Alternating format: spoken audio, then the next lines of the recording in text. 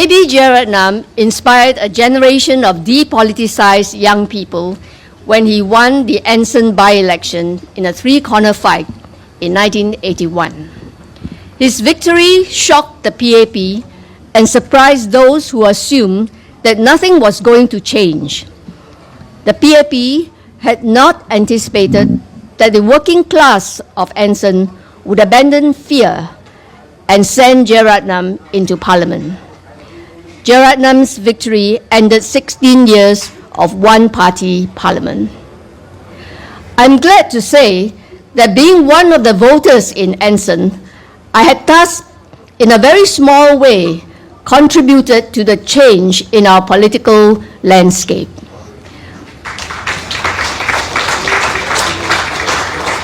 I recall when the results were announced on television, my entire neighborhood shouted for joy and vehicles sounded their horns for a very long time.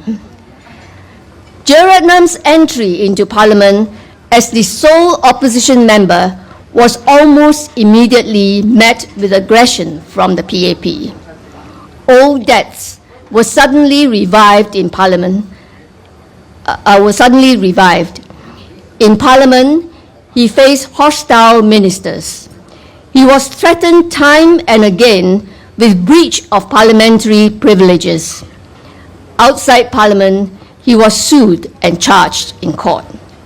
It is amazing that despite all the unbridled confrontation, he soldiered on and survived. As a lone opposition member in Parliament, without a team of researchers to help him, he was often rebuked. I often hear unfair criticisms that he did not do his research. That was really unkind. Luckily, parliamentary records show that he was a very effective parliamentarian, challenging bad policies and unjust bills and raising concerns about injustice and problems of citizens. He was quick on his feet. As MP for Anson, Jeyaretnam never failed to meet the residents once a week at the void deck of one of the blocks of flats. He was concerned with the education of children. He sought permission to use the huge Peranakan-style community center for tuition classes. Permission was denied. He once asked me to research on setting up a child care center. Unfortunately, the cost was just too exorbitant. Unable to carry out these plans for his constituents, he organized events such as the Autumn Festival, where children and their parents would enjoy walking along their state roads with lanterns in their hands. I remember too that he organized children's art competitions where impressive artworks were produced. Jeyaretnam's work as an opposition member of Parliament inspired a group of young people. They realized that Singapore needed an opposition, and it was absolutely important that Anson remain in the hands of the Workers' Party. Thus, before the general election in 1984, they offered to help him in his campaigns. When Jeyaretnam retained Anson, they offered their help in the production of the party's organ, the Hammer. The irregular newspaper became a regular bi-monthly paper. The sale of the Hammer increased. It did not escape the notice of the PAP. Jeyaretnam's popularity and hard work in Anson garnered him 57% of the votes in 1984, which was 5% more than in 1981. The loss of Anson to Jeyaretnam and Potong Pasir to Chiam See Tong in the general election angered the PAP. Both Jeyaretnam and Chiam were lawyers.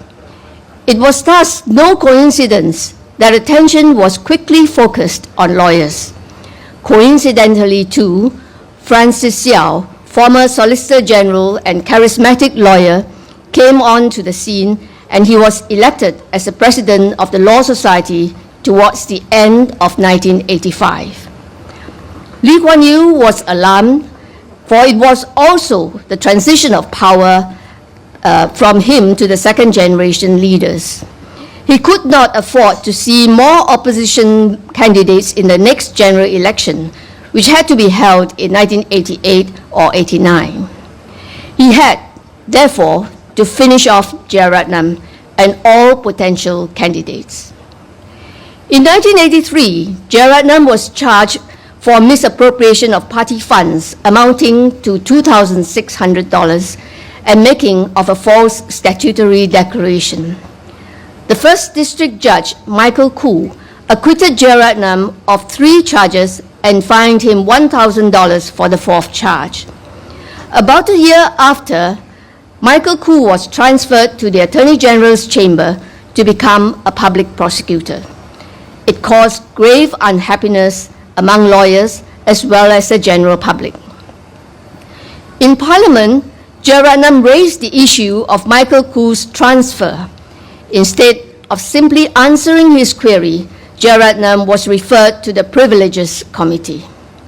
All hell broke loose when complaints against Jeyaretnam was brought before the Committee of Privileges, and the appeal against Michael Koo's judgment went before the High Court.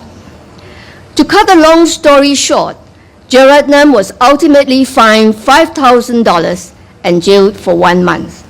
He was therefore disqualified from being a Member of Parliament on 9 December 1986. With Jeyaretnam out of the way, it was the Law Society and its president, Francis Seow, who came under scrutiny. Again, to cut a long story short, 4 lawyers and all those who helped in the publication of the Hammer were ultimately arrested and detained under the ISA in 1987. Jeyaretnam offered to be legal counsel to his volunteers, but due to coercion from the ISD, his offer was rejected. Jeyaretnam, together with 2 other party members, protested outside the Istana seeking the release of the detainees. They were arrested and charged in court for attempting to conduct an unlawful assembly. Fortunately, the law in 1987 was not as severe as it is today. It needed 5 people to form an unlawful assembly, so they were all acquitted. A year later, in 1988, several ISA detainees who were released earlier issued a joint press statement and were immediately rearrested. Shortly after, 2 of their lawyers, including Francis Seow, were also arrested under the ISA. That year, the electoral system was changed and GRCs were introduced. Anson was merged into Tanjung Pagar.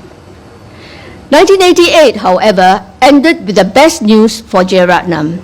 His appeal against the judgment of the High Court barring him from practicing law was heard before the Privy Council.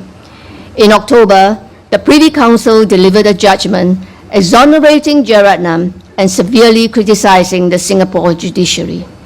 He had finally won a major victory. But the Privy Council was powerless with regard to Jeyaretnam's convictions and his seat in Parliament. The attacks on Jeyaretnam did not end with his exoneration by the Privy Council. Immediately after the 1997 general election, Jeyaretnam was again sued for defamation by the PAP ministers, represented by the army of senior counsels. He was ultimately made a bankrupt in 2001. When Jeyaretnam was fighting his legal battles and trying to avoid bankruptcy proceedings, he was a very lonely person. He worked all he could to stave off bankruptcy. He stood at street corners to sell his books. Yet many of us shy away from him. Understandably, he developed a psychological complex. When friends tell me that he did not smile when they greet him on the street, I told them that it is difficult to trust strangers. He had been played out by strangers who offered assistance only to be disappointed and humiliated. I never encountered such problems with him. He was always glad to have coffee with me. And even when he was down and out, he would insist on paying the bill. As Singaporeans, we have failed Jeyaretnam miserably when he was alive. He used to tell me that if only every Singaporean would give him $1, he would not have to become a bankrupt. Jeyaretnam was a gentleman and a true warrior. We should always remember his huge sacrifice for us and honor his memory by doing what he tells us. Get rid of fear and wake up. It is ultimately